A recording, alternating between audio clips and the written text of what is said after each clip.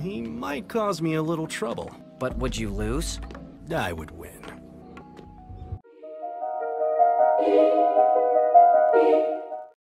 Alright, so I made a video about Sukuna and how I hate Sukuna stands, and in that video I said that this also applies to Gojo, because I think, to me, to be honest, Gojo Glazers, Sukuna stands are just terrible.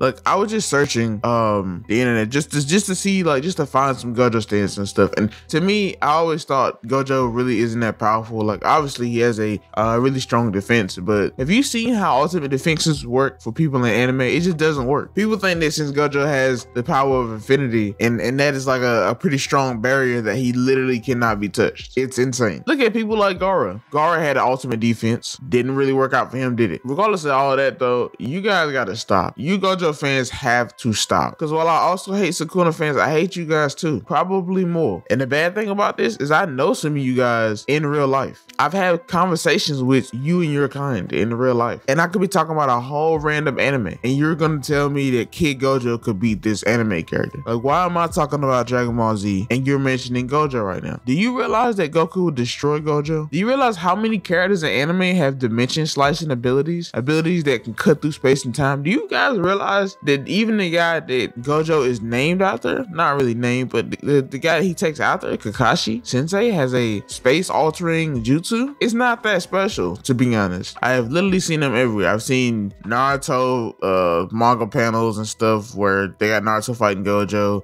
versus Luffy. In regards to that though, to be honest, Gojo shouldn't really be fighting any of those characters, like any of the ones from the big three. When I think of like people like the Gojo could stomp out, I'm thinking about people like Tanjiro. Because while I do like Gojo, man, I really do actually like Gojo. I like him as a character. I feel like his character is cool, but I also made the video describing about why they went wrong with his character, because they made him too much of the main character. So now Itadori is really just not a non-factor, and it's hurting the story. Like, him being that good is hurting the story, because in reality you just realize he's not that good. Now, he's amazing, he's the strongest of his world, and it's the same thing I said in Sukuna video, that Gojo is the strongest for the good people in his world. But Gojo being the strongest in his world means that doesn't mean that he can just go to any world and really show out. Even Yami from Black Clover has dimension slicing abilities. Now, Gojo's main asset is his ability to use his mathematical abilities and combine them and make infinity barrier. It's a really cool technique, but once he doesn't have that, it's really pointless. Of course, I mean, he has attacks like purple and red, and I'm not gonna lie, I mean, he's an interesting character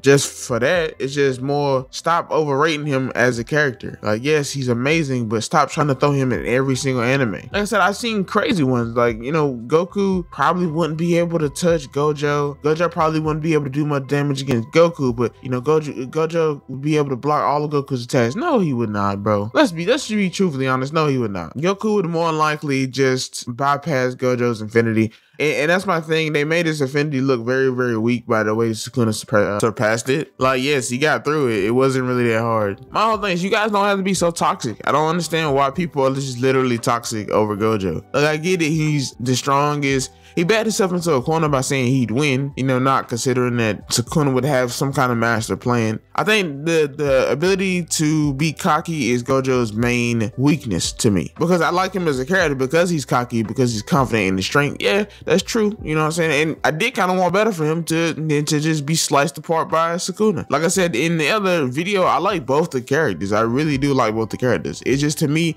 it was just written weird. To me, the whole thing was written to just really expose Gojo, because him being the strongest was an interesting idea. And even for a while, I thought he might kind of come back and revive himself, but Sukuna really killed this man from what it seems. And I think, to be honest, if you kind of like a positivity guy and you look at the cup is like half, so I just kind of want to make a half joke. I'm gonna be honest, I wasn't going nowhere with it. I just want to make a half joke. Yeah, Gojo, man, it just got literally sliced in half. What a very terrible way to die. I think, to be honest, I really would have liked more from him. I really would have liked maybe a part 2 to the fight.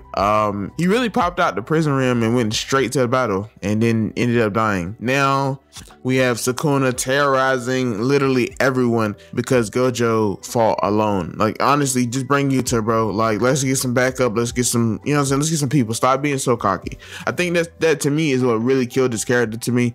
Because yes, I did like the cockiness of him just kind of thinking he was gonna be able to blow through everything, but pride cometh before a fall. He didn't. He lost. They also established that Megumi was as strong as Gojo because of his abilities for summoning the same thing that Sukuna used to actually bypass and kill Gojo. Now, like I mentioned before, we're talking about Gojo in terms of strength to other anime franchises, and I just honestly don't think he compares. I like Fairy Tail. I don't know if you guys know this. I like Fairy Tail. I'm a Fairy Tail fan. I'm not saying I'm a huge fan of Fairy Tail, like in terms of like I got all the merch and stuff, but I like the anime, and the anime has been kind of controversial, you know what I'm saying? Because a lot of people say that they don't necessarily find it all that fun, you know what I'm saying? Some people say it's boring or whatever, but let's talk about the characters. Now, I made another video ranking characters from episode 1 only, and you know, they had some Fairy Tail characters in there, and I had to really think about it. And I've seen people in my comments talking about how Fairy Tail characters can really beat Gojo. This is absolutely true. Like, literally, Natsu is so overpowered, and not even just him. There's a lot of different wizards in that anime that may have like a different brand of like spatial type magic. Like I said, bypassing infinity is very easy because you literally just have to do an attack that most likely has an anime where every character has that kind of attack. Every character eventually gets some kind of dimensional bypass. I like Gojo. I do not like Gojo Glazers because you guys are the worst. You guys are so toxic. You guys make everything about how Gojo would win, how Gojo couldn't be touched. It's actually insane, I'm not gonna lie. And it's more like, I get it, his eyes are blue, he looks really, he has a cool design or whatever, and they played on a Kakashi trope early, because he was a character like Kakashi. We didn't get to see Kakashi's face until like later on in the series, but they played on him just having both his eyes covered, and then when you released his eyes, he had some really cool eyes, just how like when Kakashi released his eyes and had the Sharingan. Now, I get it, man, he's a cool character, but he gotta learn to stay in his place. That's what I say about like stuff like Hunter x Hunter and stuff. I feel like Hunter x Hunter is obviously beating this whole universe. That's just me personally. I think people get wrapped up in the animation and how good the actual anime looks, and they think that that stuff is related to strength. Now, that in itself is kind of hard to get across people. You know, if an anime shows animation really smoothly, where you may see a person moving really fast, but you got older anime like Naruto that kind of show that stuff, but the anime is a little bit more stiff because, you know, they didn't have the animation techniques we had from back then. Even characters in Naruto, if you go and look at their stats and their feats, which I mentioned this in other videos too, Naruto versus Kid Naruto versus Toji. Kid Naruto's wiping the floor with Toji. Just from the mere feats alone, it's insane. Like, even looking at the battle between Haku and Naruto, where Haku is moving at light speed and Naruto is moving almost to match her in the very beginning part of Naruto. People don't seem to realize that these other anime have powerful characters. They just don't have the fancy animation that it takes to show them. Like Gojo's ability of shooting like red and purple and having the infinity barrier, it looks really cool on paper, but in reality, a lot of these older anime, stuff like Bleach, stuff like Naruto, stuff like, obviously we already knew Dragon Ball Z was beating Jujutsu Kaisen anyway, that's not really the point, but shows like Naruto, shows like One Piece, shows like Bleach, shows that people just want to assume that Gojo could beat just because he's the strongest in the world. That makes no sense. Like I said, my man's literally moving at light speed. You take away Gojo's Jujutsu sorcery, he really doesn't have nothing, obviously. But you can't do that, man. You can't take away from him. You gotta let him apply it, but in reality, it doesn't really matter. There's a lot of characters that speed blitzing him, a lot of characters that are getting through his natural defense. Like I said, the ultimate defense thing never works because there's not an anime where somebody's like One Punch Man and they have the ultimate defense instead and they can never be hurt. You know what I'm saying? Like, eventually you will get touched. It is what it is. It's the law of anime. Even when we see Gojo perfect his ability, you gotta realize there was always gonna be a weakness to it. No anime character is not gonna have a weakness. That's just not a thing. You have to be beat somehow. He was not gonna go the whole anime beating everyone. He was the strongest from the modern era. Sukuna was the strongest from the previous era or the past.